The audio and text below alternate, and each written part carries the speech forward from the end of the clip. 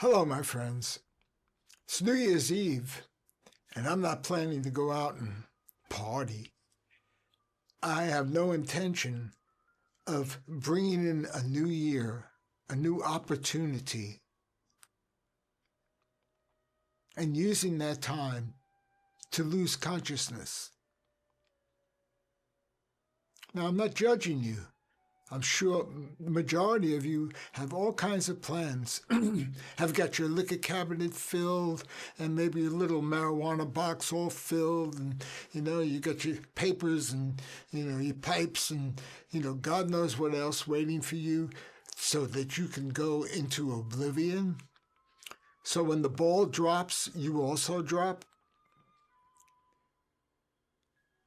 I promise you, I'm not judging you. You see that I'm not in my usual clothing, and the setting is a little bit darker. This is a little less formal than usual, because I want to speak to you from my heart. I've lived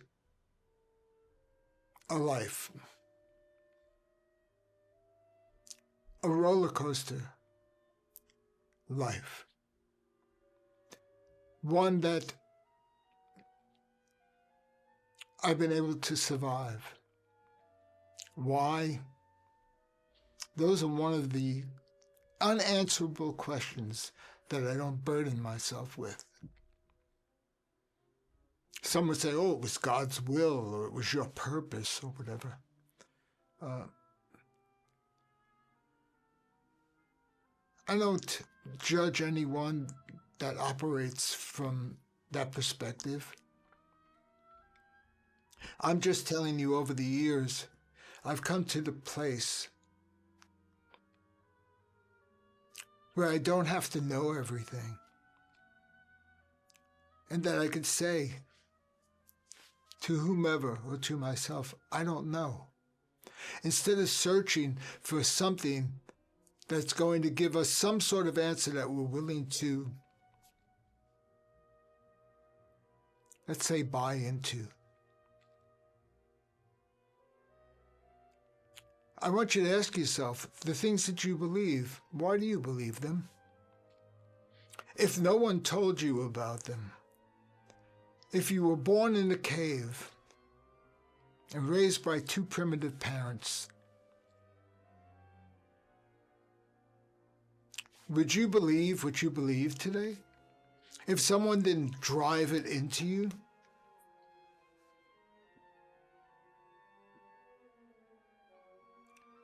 I'm not asking this again to try to make you give up your belief system. But I would like you to possibly reconsider what happened in the years past. Don't live there, but make this time a time of reconsideration. Consider what you want to be at the end of 2026. Is there any possibility that you could end up 1 year from now healthier, happier, clearer, less fear-filled? That when someone asks you an unanswerable question, that you would not have a problem saying, I don't know. I don't know. I deal with some very, very ill people. And there are times when they ask me questions that the best answer I can give them is, I don't know. But this is what we're working towards. Stop wasting your time wondering about, am I doing what I need to do in order to be accepted into some afterlife?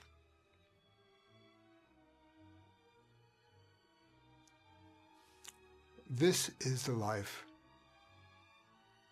worth considering. If there is a creator, if there is an all-powerful being then that person is much more compassionate than I, much more than loving than I, much more accepting than I, and much, much less angry and hateful than I can sometimes be.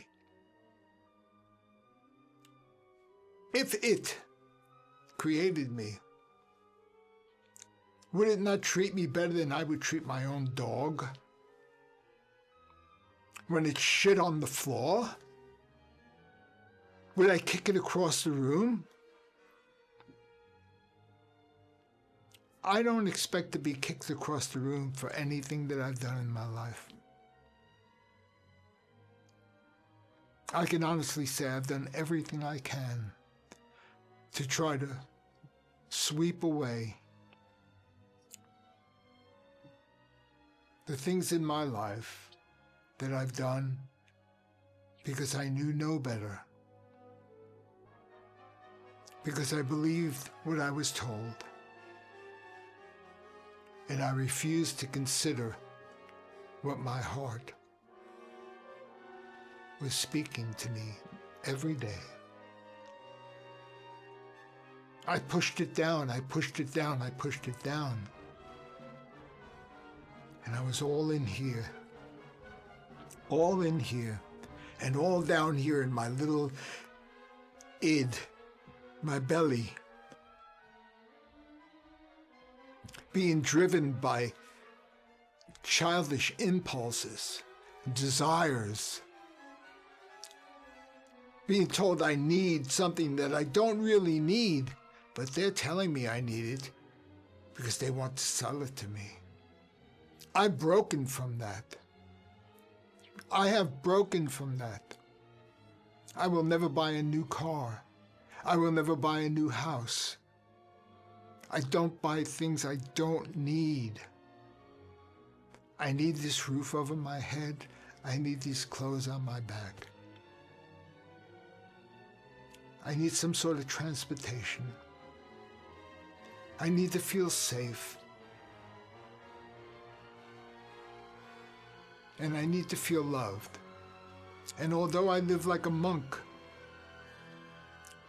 and I've not been in a relationship for years, I don't need that type of love. Here, here, here.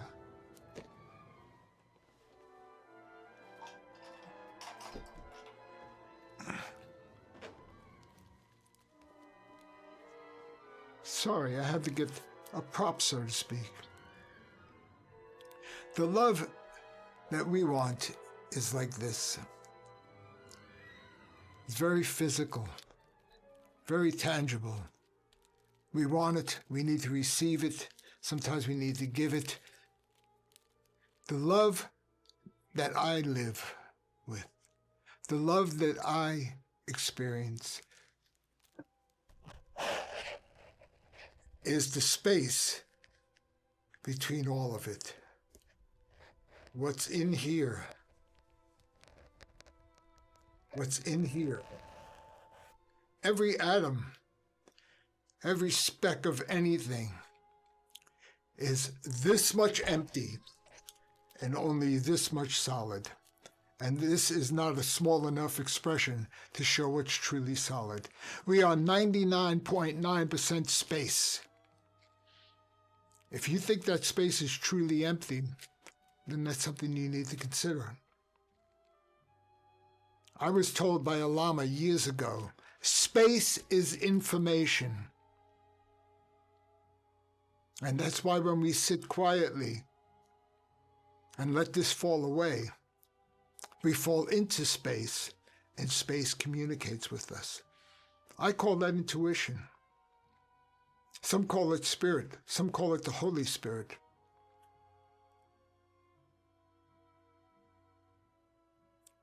I want you to be more than this next year.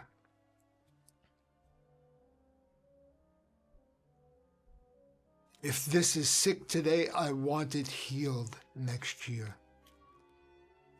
if this is materialistic and socialistic, and I shouldn't say socialistic, materialistic and capitalistic about this life, if it's all about gathering, accumulating, purchasing, comparing, needing, I want that to change. And next year, perhaps to have let go of a lot of the stuff that we've been using to make us feel the way we want to feel. Whether it's substances, drugs or alcohol, sex, or just the shit we buy that loses its favor almost immediately. How long after you spend $50,000 on a car do you get in it and it no longer excites you? You're looking at another car that's on the road next to you, say, oh, I should have bought that. Or maybe next time I'll replace it with that. Consider yourselves, my friends. Consider what's going on in this head of yours. Considering what's going on in this heart of yours. Is this natural? Do other creatures in this world make themselves suffer the way we make ourselves suffer? Does a horse need a car? Does a horse need jewelry? Does a horse need an iPhone? Does a horse need any of the shit that we can't live without today? I feel so bad for younger people. And by younger people, I mean anyone under 50 years old. Because most of them, their only frame of reference is this device in their hand. They can't get from here to the bathroom without directions saying, Siri, how do I get there? Instead of looking out the window and seeing what the weather is, we say, Siri, what's the weather? Instead of thinking about something or doing our own diligence to find out, we say, hey, chat, what is this? Tell me.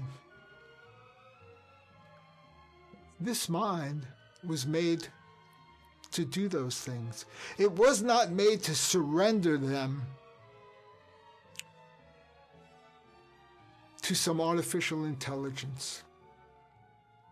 This body was made to work.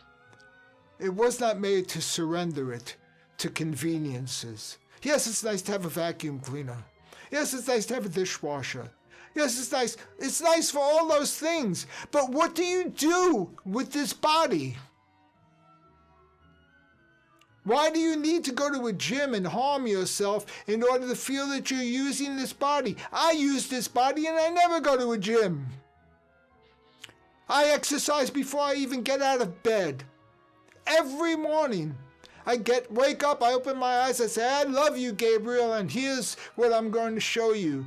I'm going to show you that I love you. And I do visceral massage, and I do some yoga, and I do some leg raises, and I do I do a lot of things before I ever get out of bed.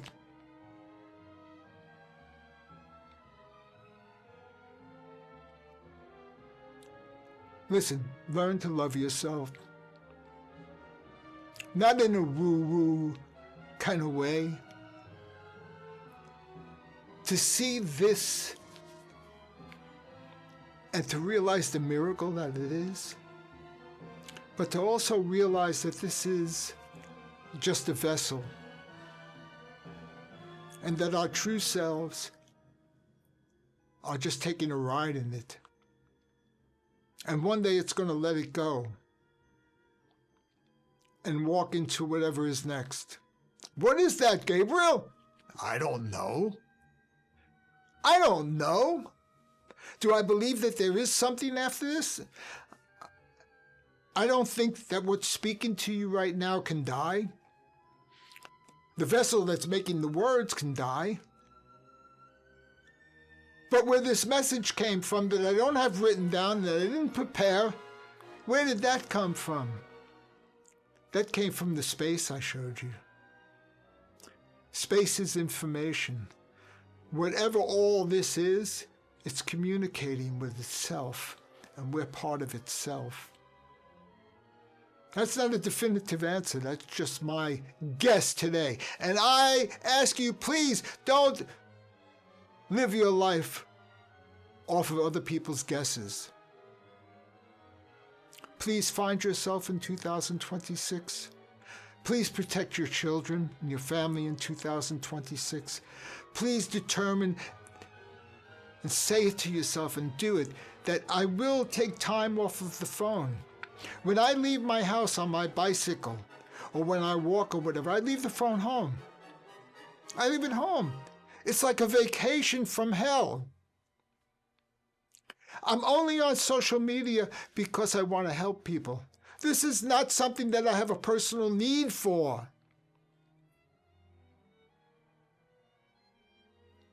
Okay, if any of you are still here, if any of you feel beat up or attacked, I'm so sorry. This is how concerned I am about you and you and you and you and you and you and you and you and me. I'm concerned because I believe that we're losing our humanity. We're losing our perspective. And that from 20 years from now, our heads will have shrunken, our intelligence would have gotten this big. Our hand will be out here and will not be able to move it. Our shoulders will be rounded, and we will be like these creatures, but no longer human beings.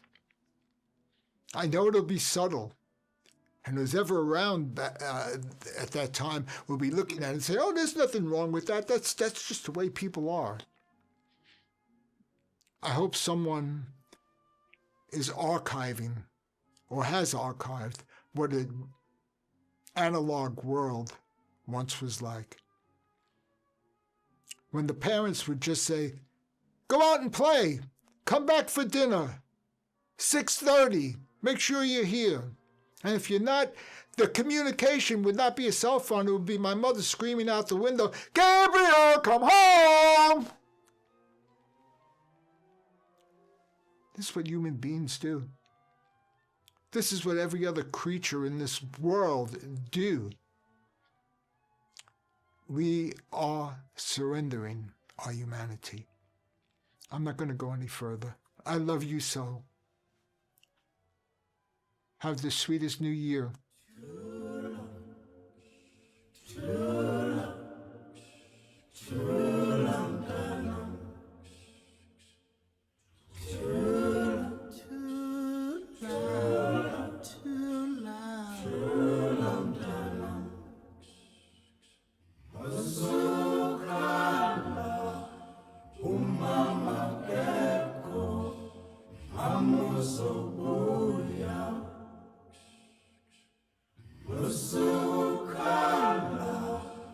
Umama geko, amuso